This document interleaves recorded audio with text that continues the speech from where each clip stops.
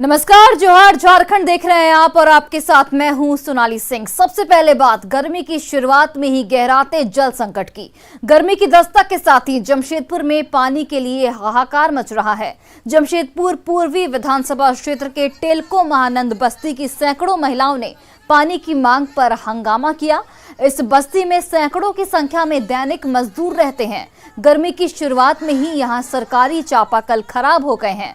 वहीं पानी के दूसरे स्रोत भी सूख गए हैं। बस्ती में जुस्को की ओर से पाइपलाइन बिछाया गया है, लेकिन अधिक शुल्क होने की वजह से लोग कनेक्शन नहीं ले पा रहे हैं। समस्या का समाधान नहीं निकलता देख लोगों के सब्र का बांध जो है वो अब टूटता जा रहा है।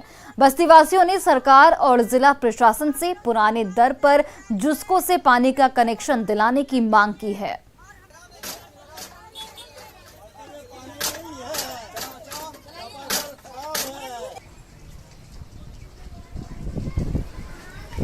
देखिए, गर्मी की दस्तक के साथ ही पानी के लिए किस तरीके से हाहाकार मचा है। अभी गर्मी की शुरुआत है और इस वक्त जमशेदपुर की ये तस्वीरें देखिए, जहां पर चापाकल खराब है। पानी के जो बाकी स्रोत हैं वो सूख गए हैं और इसकी वजह से जो रहवासी है वो बेहद परेशान है। 12-15 चापाकल में एक भी चापाकल सही नहीं है। सभी का सही पता नहीं ये क्या नीति है कि चापाकल जब गड़ाता है उस समय गड़वा देता है लोग, और रिपेयरिंग के नाम पे पता नहीं लोग के पास क्या है कि नहीं है, और ना इसको कोई ध्यान देने वाला है कि यानी हमारा पानी यानी बस्ती का लोग कैसे पिएंगे कैसे नहीं पिएंगे। यदि मान लीजिए सपोज हमारा खराब है चापाकल, पानी का लाइन नहीं है, कम से कम टैंकर से भी यहाँ पानी भेज करके यानी सारा समस्या दूर किया जा सकता है, लेकिन इसको संज्ञान में लेने वाला कोई भी ऐसा व्यक्ति नहीं दिख रहा है। आप बताइए कि यहाँ पर 1000 लोग हैं, 1000 लोग कैसे अपना काम करेंगे, कैसे क्या करेंगे। उसके सहारे समाज में हमेशा लड़ाइयाँ झगड़े भी होती हैं, तरह तरह के विवाद होता है।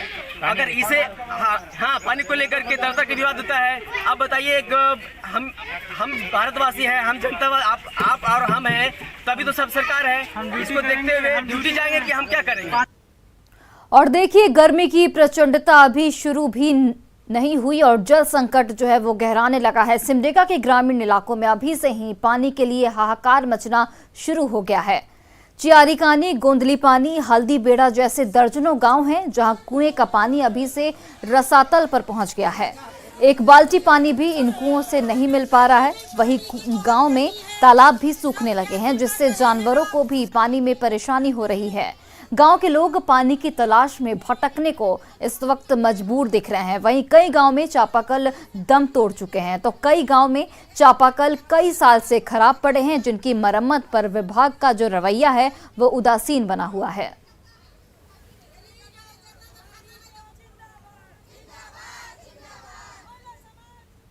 सूख जाते तो पिए के लिए पानी हो नाखे से आप सोचे पड़ी कहाँ से पानी पियो। 3 साल से खराब है चापाकल और पानी भी नहीं भेटा थे, और टांकी मना है वो भी खराब है, और पानी है नहीं भेटा थे पिए के लिए। ये पकड़ ठेठे टांगर नवा टोली तो पानी मिले चाहिए नहीं? हाँ मिले चाहिए। तो कहाँ कर पानी के पिया सभी पानी के तो एक खोज के लाने लीने होने से चापाकल से लाने जे खोज के लाने लीने नीचे बटे जेल। और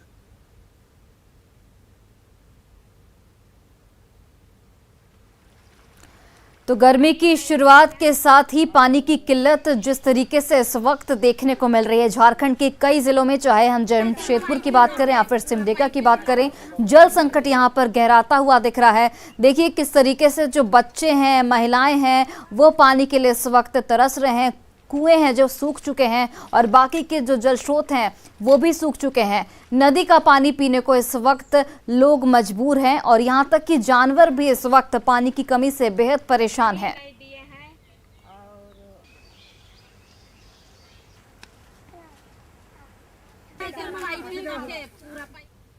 और बीजेपी नेता बाबूलाल मरांडी ने कहा है कि अगर झारखंड में लूट का राज जारी रहा तो यहां भी बुलडोजर चलेगा। उन्होंने आरोप लगाया कि आज ब्लॉक में बिना पैसा दिए कोई काम नहीं होता है।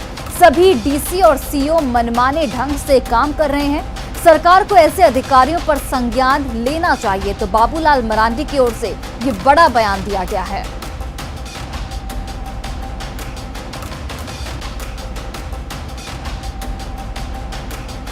तो लूट का राज जारी रहा तो झारखंड में भी उत्तर प्रदेश की तरह बुलडोजर चलेगा, ब्लॉक में बिना पैसे दिए काम नहीं होने का बाबूलाल मरांडी ने आरोप लगाया है। डीसी और सीओ पर मनमानी के आरोप लगाए गए हैं बाबूलाल मरांडी की ओर से।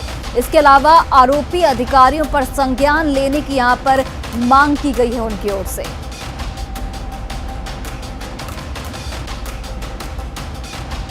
तो ये बड़ा बयान बाबूलाल मरांडी की ओर से, जहां पर ब्लॉक में बिना पैसे दिए काम नहीं होने का अधिकारियों पर आरोप लगाया गया है। देखेंगे ब्लॉक में, अंचलों में बिना पैसा से कोई काम नहीं होता, जहाँ से लोग प्रोडक्शन होता है। आप उसके पैदाइशी करप्शन से आप पैदा कर रहे हो, तो हालत ये हो गई। थाना में आप देख रहे हैं किस प्रकार से लोगों को, निर्दोष लोगों को भी पिटाई हो रही है, उनको मारे जा रहे हैं। जमीन की लूट साहब मची हुई है पूरी जगह पर। हर शहर में चले जाइए, सब लोग इलीगल काम कर रहे हैं, डीसी हो बाकी हो। मैं तो उन लोगों को कहता हूं कि भाई आप ऐसा मत करिए गलत। अगर आज आप गलत कर रहे हो तो आने वाला समय झारखंड में बुलडोजर चलेगा। जो अफसर गलत करेंगे वो जेल के अंदर जाएंगे वो। और झारखंड सरकार की ओर से अभी तक राज्य में जुलूस निकालने पर प्रतिबंध जारी है। वहीं रामनवमी का पर्व भी आ रहा है। हजारीबाग में रामनवमी पर निकाले जाने वाले जुलूस काफी प्रसिद्ध हैं, लेकिन सरकार के फैसले से जुलूस नहीं निकल पाएगा। इसे लेकर हजारीबाग विधायक मनीष जायसवाल ने विधानसभा के गेट पर प्रदर्शन किया। साथ ही सरकार से रामनवमी के मौके पर जुलूस को लेकर विशेष अनुमति देने की मांग की है।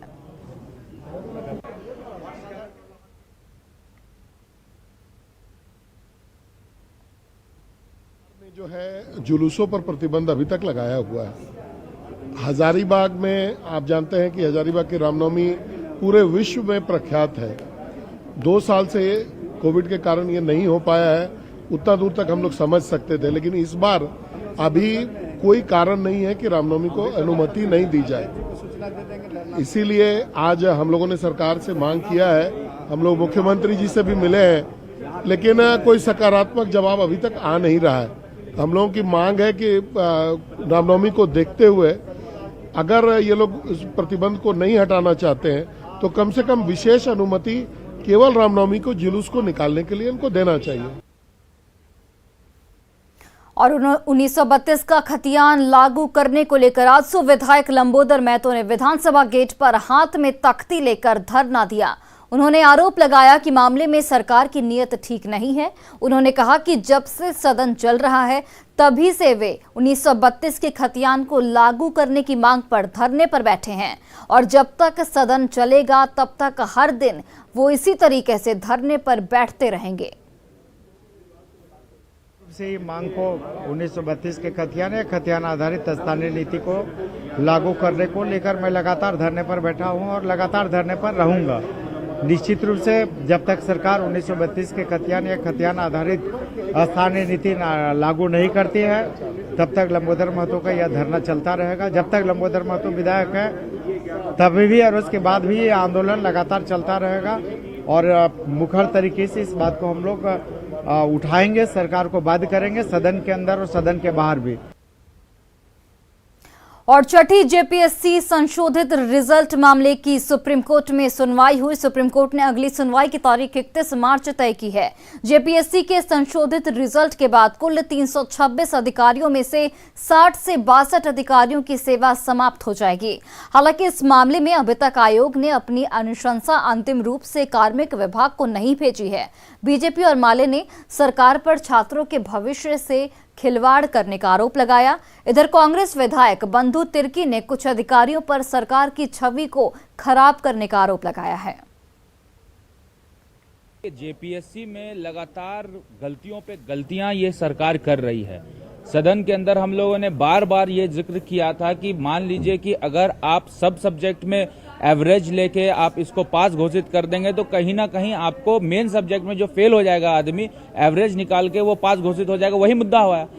कई बार हम लोगों ने चीजों को यहाँ पे रखने का प्रयास किया लेकिन सरकार नहीं सुन रही है। और इतना ही नहीं, 6 जेपीएससी में तो कोर्ट के भेंट चढ़ा ही चढ़ा, ये 7 जेपीएससी में भी वही मामला है। सरकार अंधी हो गई है, बहरी हो गई है, गूंगी हो गई। जो भी संज्ञान इस सरकार को देना चाहे वो कम होगा। से सबक लेने के बजाय फिर मैं कह रहा हूँ साथ में जेपीएससी का भी जब सवाल उठा रहा था, जब हम लोग कहे कि भाई आप नियमावली का पालन नहीं करें, सरकार उसके बावजूद उससे सबक नहीं लेने के बजाय साथ में जेपीएससी के भी जो टेस्ट में वही की प्रीलिमिनरी में और अंततः फिर उसके लिए भी संशोधित करना पड़ा। लेकिन सरकार इस पर लगता है कि गंभीरता से इसको नहीं लिया। आज नतीजा हुआ, बहुत लोग का नौकरी चला गया, बहुत लोग का नौकरी पर तलवार लटकी हुई है, अभ्यर्थी काफी परेशान है। विशेषकर कुछ पदाधिकारी उनका सरकार को बदनाम करने की दिशा में काम करते हैं। इन तमाम चीज़ों को सरकार को भी ध्यान में रखना चाहिए और ये सरकार के लिए एक बहुत बड़ी चिंता का विषय है। और दिल्ली में आम आदमी पार्टी प्रमुख अरविंद केजरीवाल और दिल्ली में शिक्षा मंत्री मनीष सिसोदिया से निर्दलीय विधायक सरयू राय ने मुलाकात की थी और इस मुलाकात को लेकर विधायक सरयू राय ने अब कहा है कि अरविंद केजरीवाल से मुलाकात एक संयोग था। सरयू राय ने यह भी कहा कि दिल्ली एयरपोर्ट पर उनसे मुलाकात हुई। आम आदमी पार्टी पहले से ही झारखंड में अपना जनाधार बढ़ाने में लगी हुई है। उन्होंने ये भी कहा कि यह मुलाकात सिर्फ संयोग ही रहे, इससे ज्यादा कुछ नहीं है। बिल्कुल ही 100% संयोग था। उनको रोड शो में जाना था अमृतसर, हम लोगों को आना था रांची। एक ही समय दोनों की जहाज की भेंट हो गई, कुछ समय बचा था, बातचीत हो गई। केवल उनको मैंने बधाई दिया और कहा कि हमें उम्मीद नहीं थी कि पंजाब में आपको इतना बहुमत मिलेगा और ये जिस चीज़ का संकेत है उसी के आधार पर हम लोगों ने भी विधानसभा के भीतर एक मोर्चा बनाया है। वही देखिए, उत्तराखंड में कांग्रेस की हार का साइड इफेक्ट अब साफ तौर पर दिख रहा है। कांग्रेस विधायक दीपिका पांडे सिंह को उत्तराखंड का सह प्रभारी बनाया गया था। इसमें पार्टी की हार की नैतिक जिम्मेदारी लेते हुए दीपिका पांडे सिंह ने सह प्रभारी पद से इस्तीफा दे दिया है। हालांकि उन्होंने पार्टी का मत प्रतिशत बढ़ने का दावा जरूर किया। एक्सपेक्टेड था वो नहीं हुआ। हम लोगों ने पूरी मेहनत की, वहाँ के मुख्यमंत्री को हराया, कांग्रेस का वोट परसेंटेज भी 5% बढ़ाने का काम हम लोग किए। सीट भी हमारे इलाके में जहाँ हम काम कर रहे थे, उन इलाकों में कई सीटों पे जहाँ 20 साल से कांग्रेस नहीं थी, उन सीटों पर कांग्रेस को लाने का काम किया। लेकिन ओवरऑल राज्य का जो रिजल्ट एक्सपेक्टेड था वो नहीं हुआ। मैंने अपनी नैतिक जिम्मेदारी समझते हुए उस पद से इस्तीफा दिया। जामताड़ा विधायक इरफान अंसारी भगचंडी गांव पहुंचे। इरफान अंसारी गांव के लोगों की समस्याओं से रूबरू हुए और समाधान का भरोसा दिलाया। इस दौरान उन्होंने गांव में भव्य शिव मंदिर बनाने का ऐलान किया।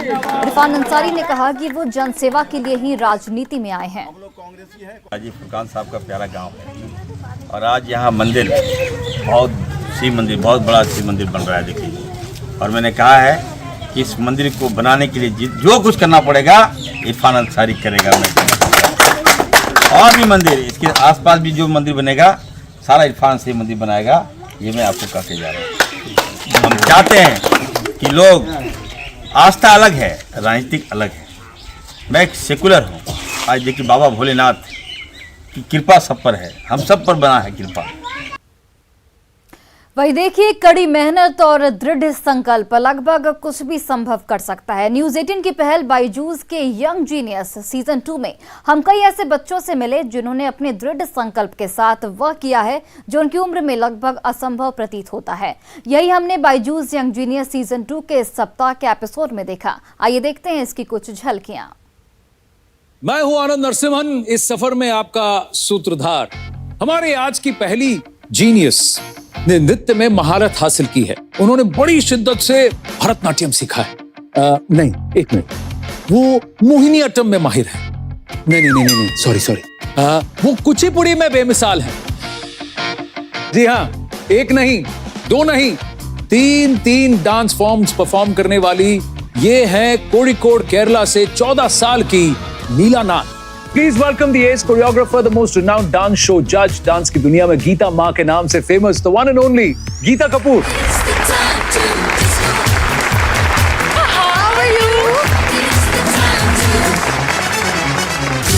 देखिए, ये बहुत ज्यादा एक्साइटेड है। I am more excited. I am more excited because it's very rare that you see young children who are so accomplished, who are taking interest in dance.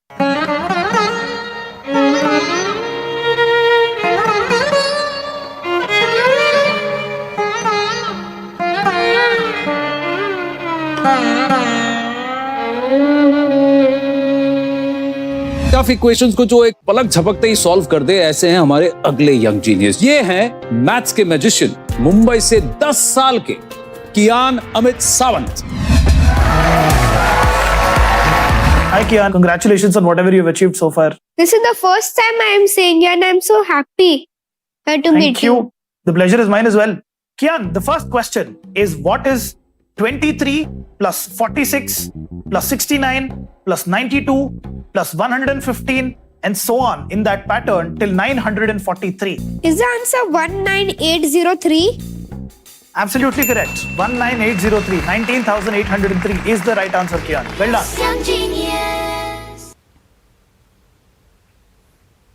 और फिलहाल इस बुलेटिन में बस इतना ही। आप देखते रहिए न्यूज़ 18 बिहार झारखंड।